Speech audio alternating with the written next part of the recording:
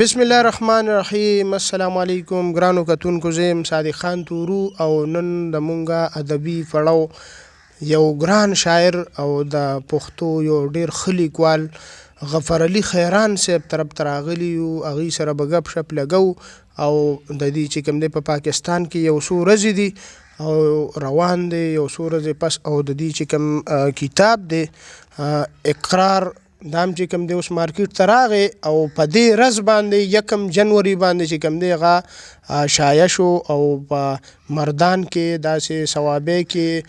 چې کوم ځای کې د ادب دکانونه دي نو هلته کې به تاسو ته د دوی دا کتاب ملاویږي او ورځو باقي ګپ شپ به د دوی سره لګو او په مرکه کې موږ سره ملګري نور ملګري ناست دي. غفر علي خیران صاحب ورور موږ سره ناست دی، زموږ د ګرین سټوډیو ملګری اشفاق خان هم ناست دی او ګران ملګری کوربه زموږ چې کوم دغه دی د پروګرام ملمه دی هغه چې کوم دی نو غفر علي خیران صاحب دی، هغې سره خبرې اترې کوو. نو السلام علیکم. وعلیکم السلام ورحمت الله وبرکاته. څنګه غفر صاحب وخت څنګه تیری؟ ډیره مننه، الله م خوشحاله ساته. بالکل وخت په خوشحالی او په مزو روان دی او ستاسو د ټولو یو جهان مننه. صادق خان صاحب ستاسو او د اشفاق خان ستاسو ډیره مننه چې زما تر ځای پورې زما تر خوا راورسېدی او مالم درناوی راکړه. یو جهان مننه. بل ته دا خبره وکړئ چې د مسافرۍ باره کې مې را سره یو څو خبرې شیر کې او د دې کلي زندګۍ باره کې مې را سره یو څو خبرې وکړئ. یاره صادق خان صاحب مسافري چې ده که نه نو هغه ډیره ګرانه ده، خو الله دې زموږ په حال رحم وکړي. او د کلي خو دا خو جنت جنت وطن دی، په دې کې سړی هر څه شته که نه، چې کومه مینه وی کوم دغه وی نو هر طرف نه به تاسو ته یو خوشحالي میلاویږي. او مسافرۍ ژوند کې لکه ډېر تکلیفات خو هغه سړی وایي چې یاره زه بس په ما تکلیفه مې نو کور نور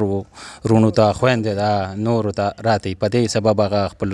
سختو سره مخامخ وي. بل ته دا ووایه چې شاعري خو یو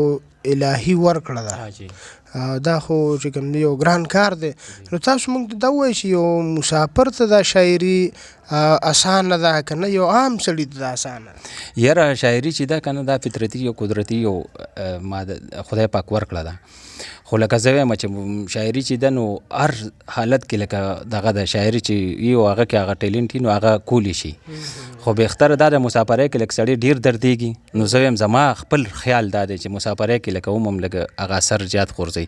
لکه چې هغه په هر چا باندې لکه د وطن غم هم کوي، د کور کلي هم کوي او مطلب دا د هر طرف ته نظر زیات دی. شاعر خو قدرتي د کام سترګې دي، هغه کو کلي کې او کو باري، نو شاعر په هر طرف او په هر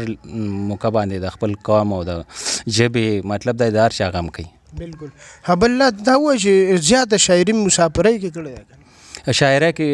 مسافرۍ کې خو ما ټوله لکه زیاته شاعري کړې ده، ځکه چې په موږ باندې زیات هم وخت هملته تېر شو. نو موږ کلي کې ته راشو لکه 2 میاشتې چوټي مطلب د 3 میاشتې چوټي، نو هغې کې خو لکه موږ ایله ګرځېدو ته جوړ یو، بس یارته یار دوست له ورغلی روغ رنځور تپوس کړی. کتاب حوالې سره راته ووایه چې څنګه دې طرف ته سوچ څنګه راغی؟ یاره کتاب الان کې زما ډېر ملګري دي او زه به دا ووایم چې د ګران مشر امتیاز احمد عابد صاحب یو جهان مننه کوم. داسې ورپسې ستاسو غوندې ملګرو داسې نور داسې ملګري دي چې هغوی ما له دا حوصله راکړه او ما ته وی دا کتاب چاپ که او مسافرۍ لږ وخت خو بس الان کې هغه کتاب خدای پاک د هغوی په مرسته او مدد باندې کتاب زموږ لکه چاپ شو.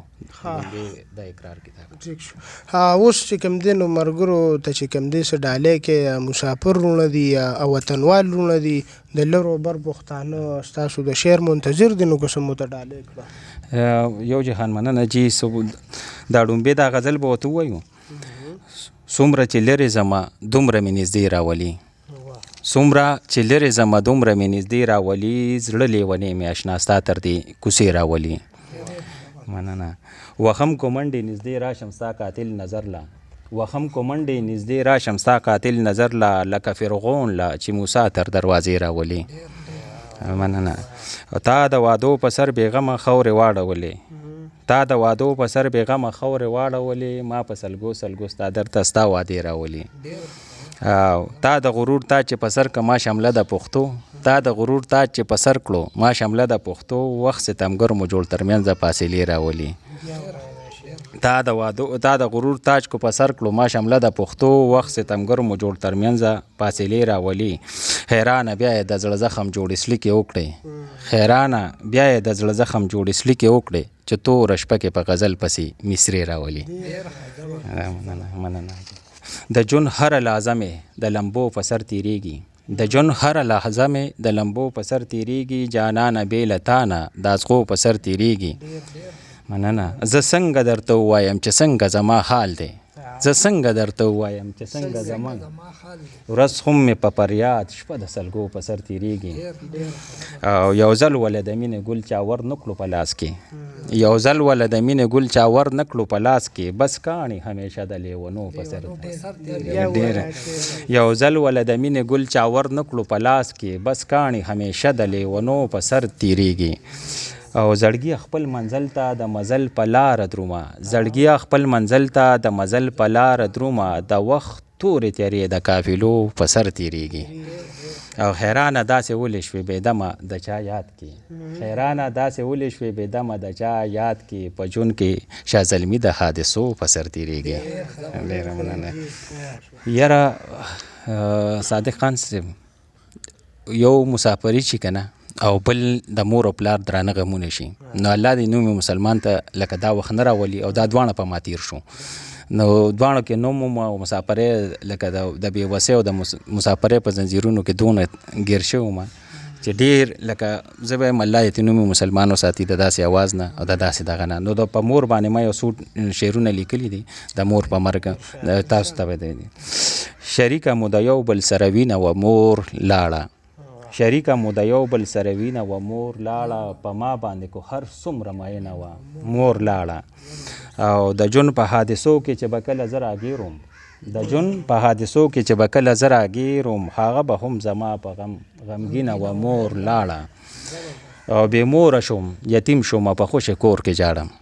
بې موره شوم یتیم شوم په خوشې کور کې جاړم زموږ به پرې د کور ښکلا رنګینه و مور لاړه او زه ښکل به یې کړم کله چې به تلم مسافرۍ له زه ښکل به یې کړم کله چې به تلم مسافرۍ له ملګرو لکه کن غوندې شیرینه وه مور لاړه په سخته رنځورۍ کې دعا راته کوله اشفاق صاحب په سخته رنځورۍ کې دعا راته کوله خیرانه مرګي یوړه مینه مینه وه مور لاړه خیرانه مرګي یوړه مینه مینه وه مور لاړه مسکی دی ستوري ځکه چې سپوږمۍ مخ ښکاره کړې صادق خان صاحب مسکی دی ستوري ځکه چې سپوږمۍ مخ ښکاره کړې چاپیر ترې ملنګان دي لیونۍ مخ ښکاره کړې او ارمان زما پوره شو ستا پښتو هم ماته نه شوه ارمان زما پوره شو ستا پښتو هم ماته نه شوه چې ماته د ګلرنګې نن سیلۍ مخ ښکاره کړې او موده پسې مسکا زما په شونډو کې پیدا کړه اشفاق صاحب موده پسې یې مسکا زما په شونډو کې پیدا کړه هغې راته ملګرو په بلې مخ ښکاره کړې او بس دا د مینې زور دی عشق پونکې لیونیه بس دا د مینې زور دی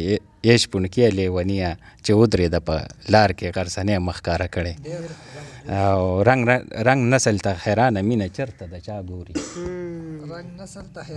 مینه چرته د چا ګوري رنگ نسل ته حیرانه مینه چرته د چا ګوري بورا د رنګه تور ته سرې کلی مخ ښکاره کړې